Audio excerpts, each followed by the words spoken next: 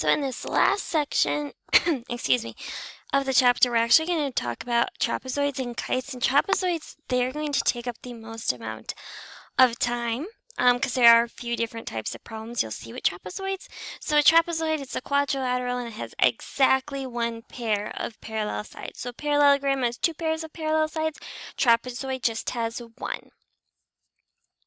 And this is one form of a trapezoid, it's just like one example. It's not the most common type, we will talk about that in a minute or two, but that is essentially what a trapezoid looks like. The parallel sides are called the two bases. So we have a base right here and a base right there. A trapezoid has two pairs of base angles, and your base angles are essentially what is connecting each base. So we have one pair here and here, and the other pair is up the top there. So there are two pairs of base angles. And then the non-parallel sides are called the legs. So there are your two legs. And that's the general form of a trapezoid. So that's what it looks like. An isosceles trapezoid is probably what most people think of when they hear the word trapezoid. And the legs in an isosceles trapezoid are congruent. So kind of like an isosceles triangle has two congruent sides, an isosceles trapezoid also has two congruent sides. So in this one, the legs are marked congruent in there. So AD is congruent to segment BC. And like I said, that's the one most people think of when they hear the word trapezoid, but trapezoids do not have to be isosceles. So these are just some theorems about isosceles trapezoids, so they aren't true for all trapezoids, just an isosceles trapezoid. I can actually highlight that part for you. Just an isosceles trapezoid. So the first one, then each pair of base angles incongruent. So why I didn't mark the angles congruent in the original image when we started the screencast is because they are only congruent if it's an isosceles trapezoid. So here you can see that angle P is congruent to angle S, and that angle Q is going to be congruent to angle R. They are marked congruent, and that's why I didn't mark the original image when we first started the screencast. The other theorem about isosceles trapezoids is that the diagonals are congruent in an isosceles trapezoid, just an isosceles trapezoid, not any other type of trapezoid. And that is what it would look like. It's very difficult to kind of mark diagonals being congruent to one another, but this image I found actually did a really good job. So they are congruent, the diagonals, as long as it is an isosceles trapezoid. And then before we actually go any farther with this, I would like to give you your code word for this screencast. And your code word is necklace. Once again, your code word is necklace. Alright, so now we're going to get into some sort of problems that kind of work with trapezoid.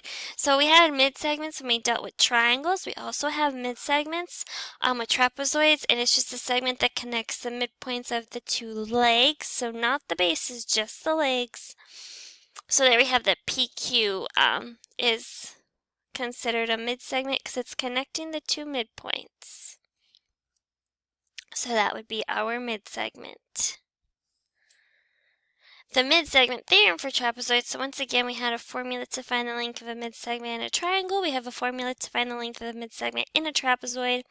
And it is parallel to each base. So the mid-segment is once again parallel to each base. And the length is half of the sum of the lengths of the bases. So to make it a little easier, I did give you a formula here. So in the above diagram, PQ, which is your mid-segment, is equal to 1/2 the length of AB plus DC. So what you have to do is you just have to add the two lengths of your bases together and then divide it by 2 or multiply it by 1/2. We're going to do a couple different types of examples that you will see using this formula. So in this example, we are going to solve for the length of MN. So MN is the length of our mid-segment.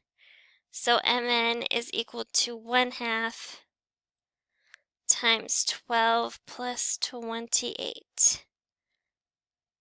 So first thing we're going to do is parentheses. So we're going to add 12 and 28 together to get 40. Then we're going to multiply 1/2, and we get that the length of MN is 20. And this is the easiest type of problem that you will see. So we're going to do a couple different types. So in the next one, we're going to solve for the length of AB, which is the segment right up there at the top. So now we actually know the length of our mid-segment. It is 73. We're going to use that same formula as before. We're just going to substitute it in a little bit differently.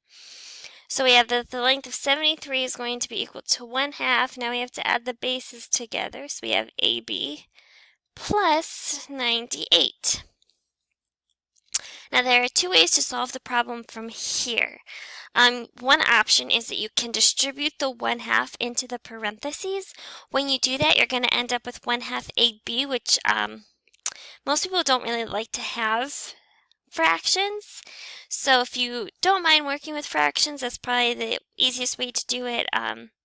It's what you're kind of trained to do. Your C parentheses you're normally used to distributing. The other way that you can solve it, which is how I'm going to show you, is that if you multiply both sides by 2, the 1/2 and the 2 will cancel one another out. So that way you don't really have to worry about working with fractions. And you're going to have both of these options every single time that you solve them. And all the examples I show you, I am going to multiply both sides by 2. But if you rather distribute the 1/2, you can. And then it's nice because you will have the answer. I'm doing it the way that I'm going to show you. And you can always check to make sure that you're doing it correctly when you distribute the 1/2 by checking your answer with mine. So when we do 2 times 73, we get 146 equals AB plus 98. We're going to subtract 98 from both sides, and we get that AB is equal to 48. So these are two examples that you will see when we are working with numbers. But you will also see examples of working with variables. And we're going to start setting this one up the same way that we started up the other ones. The length of your mid-segment is equal to 1/2 times the sum of your bases. So 30 plus, and then maybe I'll mark this one green so you can see where that one's coming from, the 2x plus 6. Now I'm going to kind of do 2 steps at once here. First, I'm going to multiply both sides by 2 to cancel them out. So when I distribute the 2, you're going to get 6x plus 8 equals, and I'm also going to combine my 2 like terms here as well. So I'm going to get 36 plus 2x. So I just kind of wanted to do those 2 steps together to save myself some space and some time. So now we're going to subtract 2x from both sides, and we get 4x plus 8 equals 36. We have to subtract 8 from both sides. I'm already running out of room. Then we're going to divide both sides by 4, and we do get a final answer of x is equal to 7. So one example for solving for x, if it did ask for, well, there's no variables there to really say to find a segment length anyways, but you just have to substitute x back in if it wanted one of the side lengths. We're going to do one more example of these ones. So in this one, once again, the length of your mid-segment is equal to 1/2 the sum of your bases. So once again, as I get into the next step, I'm going to do 2 steps at one. I'm going to multiply both sides by 2. And I'm also going to combine my 2 like terms here. I'm going to subtract 26x from both sides. And when you divide by 4 on both sides, you do get x is equal to 3. So these are the types of examples you will see with the mid-segments. You will see some that just work with numbers. You will see some that work with variables. You have to know how to solve both types. We have one last type of quadrilateral to go through, and that is a kite. And a kite is pretty much just what you think it is. It's what you fly in the sky during the summer. So a kite has 2 pairs of consecutive congruent sides. So this is the one where you do not have opposite sides being congruent whatsoever. Consecutive sides are congruent, which means adjacent sides. So it looks something like this. So your 2 consecutive sides, you have those two consecutive sides are congruent, and then the other pair of consecutive sides are congruent as well. So, and if you did kind of rotate it about 90 degrees, it would look like the kite that you would fly in the sky. So a few theorems we have about kites. The first one, if a quadrilateral is a kite, then its diagonals are perpendicular. So I'm going to draw out a picture of a kite to the best of my ability. That looks really terrible. Let me try that again.